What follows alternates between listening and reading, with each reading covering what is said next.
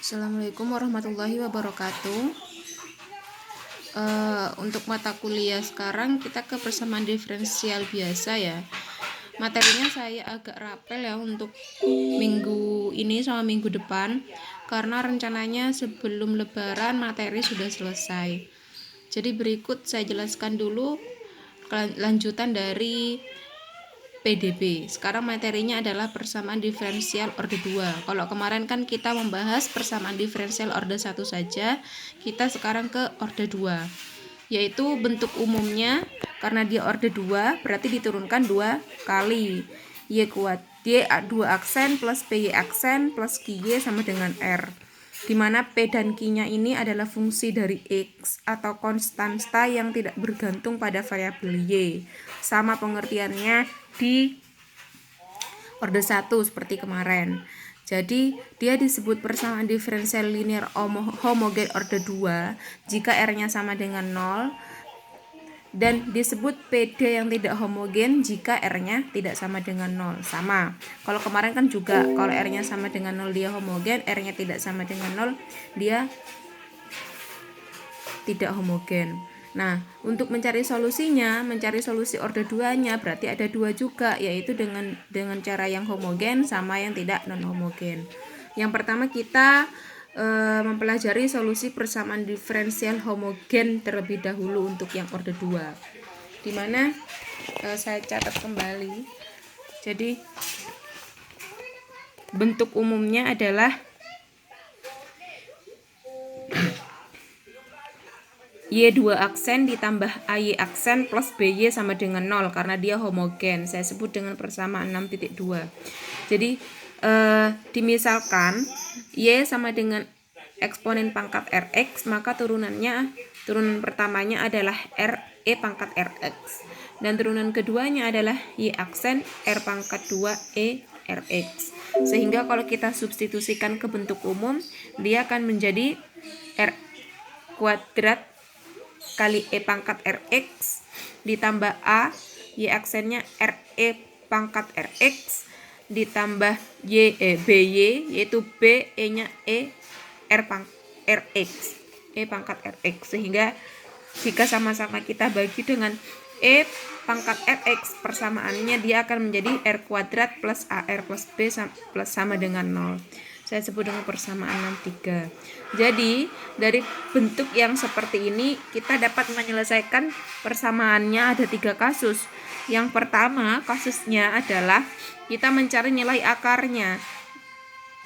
Semua ketiga kasus ini kita mencari nilai akarnya, dimana ini kan merupakan fungsi kuadrat, berarti kita mencari R1 dan R2-nya. Ada 3 macam. Yang pertama, jika akar realnya dia berbeda, R1, R2-nya itu tidak sama, maka dia memiliki solusi seperti ini. Y sama dengan C1E pangkat R1X tambah C2E R2X. Jadi contohnya misalnya ya, carilah solusi umum dari persamaan berikut. Y2 aksen ditambah 5Y aksen sama dengan 6Y. Jadi langkah pertamanya adalah mencari persamaan karakteristiknya. Caranya yaitu kita masukkan ke rumus ABC-nya. Sebenarnya sama untuk mencari nilai R1, R2-nya di fungsi kuadrat.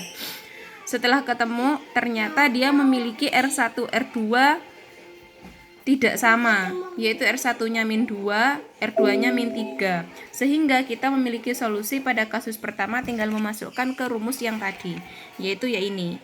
Kasus pertamanya, jika R1 dan R2-nya itu tidak sama, maka C dimasukkan ke dalam rumus Y sama dengan C1E pangkat R1X ditambah C2E R2X.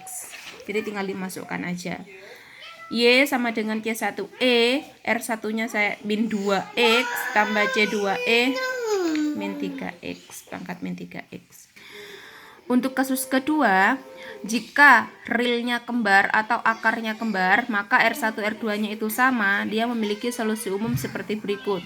Jadi Y sama dengan C1E pangkat Rx tambah C2X E pangkat Rx. Jadi contohnya misalnya, carilah solusi umum dari Y2 aksen tambah 6Y aksen tambah 9Y sama dengan 0. maka persamaan karakteristiknya sudah ketemu. Untuk R1 R2 nya dia min 3 hingga dimasukkan ke solusi umumnya, yaitu ini. Jadi tinggal dimasukkan aja. Y sama dengan C1E pangkat min 3X tambah C2X E pangkat min 3X.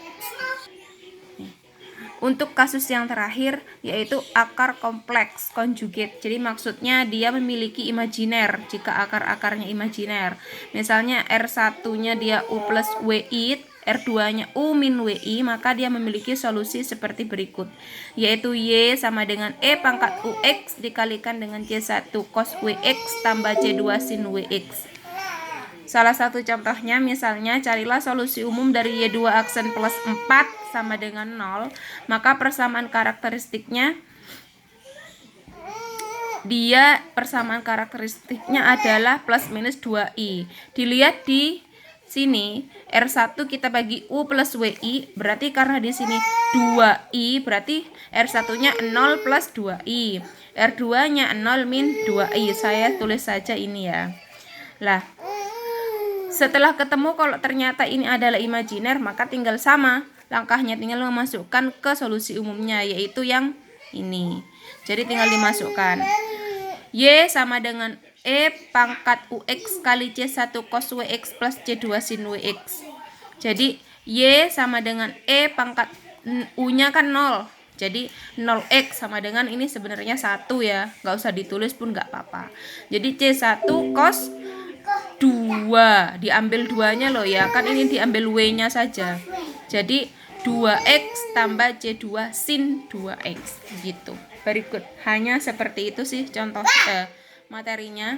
Jadi saya untuk kali ini tidak memberikan latihan soal, mungkin dijadikan satu karena ini masih mudah, tinggal memasukkan ke dalam rumus saja. Jadi insya Allah kalian sudah mengerti. Semoga untuk selanjutnya minggu depan kita membahas yang non homogen.